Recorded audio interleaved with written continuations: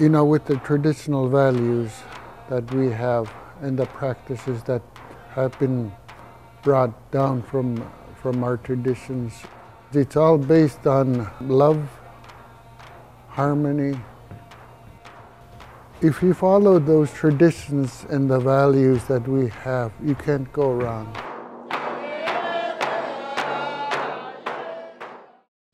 Hi. Our health and the health of our children is the most important part of our lives. The traditional ways our people lived healthy long ago are the ways we need to stay healthy today. This means adapting new knowledge, ideas, and methods to the traditional ways, even as we adapt to change in weather, climate, and local economy. Knowledge, whether traditional or modern, is an important tool for continuing to improve our health as a community. We must pass on our Yupik ways and our knowledge to the next generation. Those elders talk from their own experience, not just from the mind, but your mind, body, and soul. That's in Yupik way. As Alaska Native peoples move forward into the 21st century, we must continue to deal with the challenges of living in two worlds. I was brought up in a very traditional lifestyle where my parents taught me because they didn't go through the educational systems themselves. And they brought us in a way of their know-how of providing for us, and that was through subsistence hunting. And my diet was what I was fed by my parents.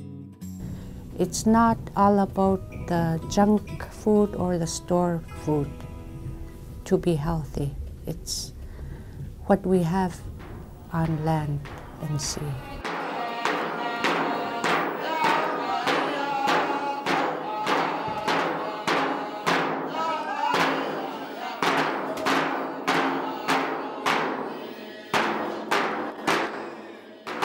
A lot of the people in the Delta know the word diabetes and alcoholism and stuff like that. So for the people in this area, it's important for them, for their future, for their children, and how they survive here, to understand the health risks and combat them in any way they can.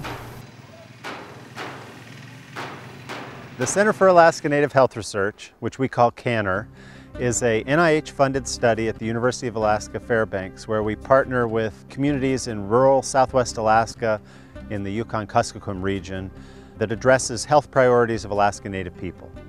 CANHR works with villages of the YK region on important health research projects. Projects that help expand the knowledge we need to strive to be the healthy community we are meant to be. We're a center that was founded in 2001, and we're founded with a mission to really look at health concerns of Alaska Native people. Our original focus was on obesity, diabetes, and cardiovascular disease, and looking at how diet, physical activity, and health beliefs really influence health. If you come in thinking that you know everything and you're going to fix things, make things good, that's not the attitude to come in for. They have a lot of other people that come in to say, this is the right way to do things. But what CANHR does is we come in and say, this is what we know, but you know a lot. And we need to work together to find out how to address these health problems. Not just my way or your way, but us together and how we can make that work. The importance is really building trust and taking the time to listen to community members, taking time to explain the studies that we're doing, listening to their priorities for research in the future. And people have said, you listen, and that's what makes us different. We really listen, and we don't just hear what they say, we do something with it. They see that we use their knowledge too, and we really honor and respect their knowledge.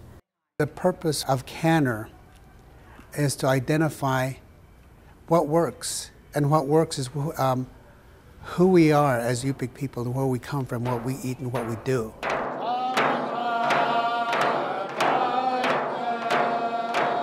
Understanding life in a Yupik village takes more than one brief visit. CANHR strives to maintain an awareness of Yupik culture so that research findings and interventions are valid and appropriate. Research, for me, is listening to story because it's within story, and sometimes the story might take 20 minutes. Maybe in the 21st minute is when the answer is going to come out. And that's part of being Yupik, is to work and to talk around story. We need to be culturally specific. We need to be understandable for people. You can't walk off the street and do that.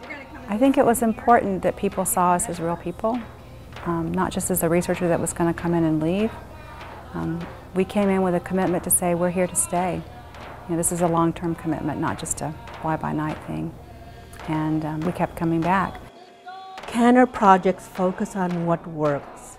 In all our projects, we continue the process of building and strengthening relationships with communities.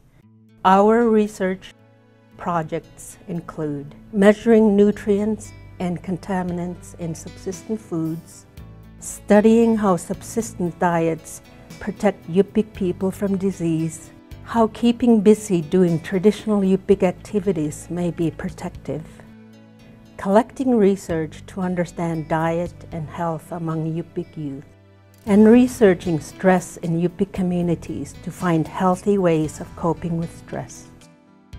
When villages choose to work with CANHR, a partnership is formed. A community's involvement begins long before data is collected or research conducted.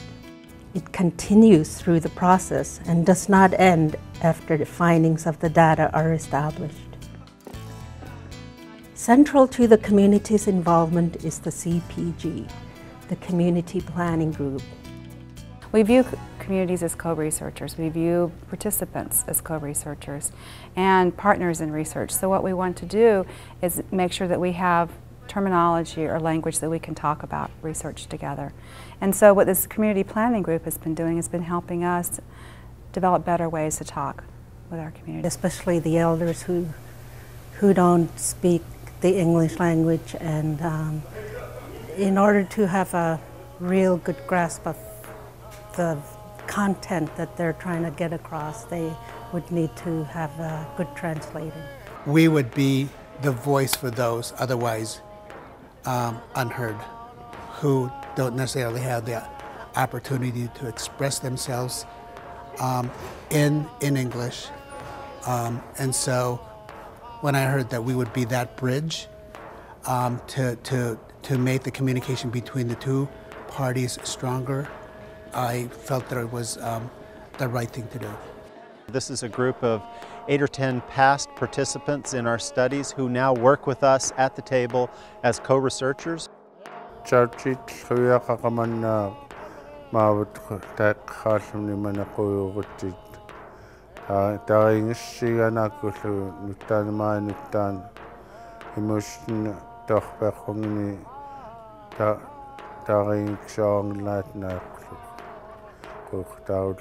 In addition to that, you know, when he first started participating in the meeting, he didn't really understand what was going on.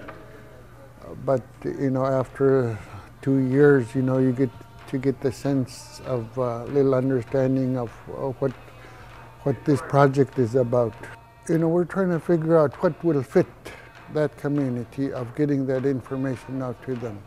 We share, you know, stories or expand on certain subjects and find out what word might best fit the people, how best to say the word so that the people will understand. The whole purpose is to make certain that everybody understands who we are, what we know, and where we want to go with what new knowledge we have. You know, a lot of it comes down to what elders have been saying all along, which is yuk jiarak, which means how to live a healthy life. This is the way we've done it for thousands of years. We share food just as we share knowledge. We come together as a community.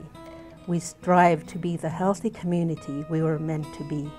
I think it has helped us a lot to know what's affecting our health system.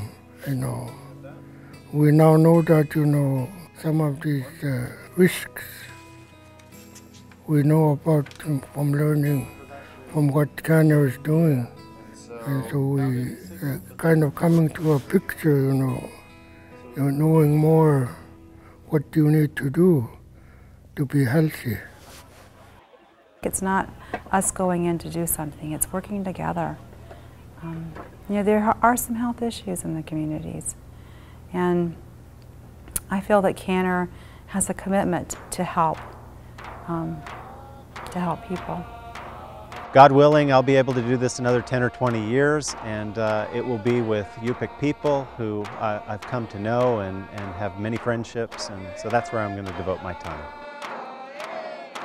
An agency is finally doing something that I feel is working, because we're listening to those who are most affected, who are the Yupik people, and giving them that agency to be able to share with us what they know, what they want to know, and what they will learn.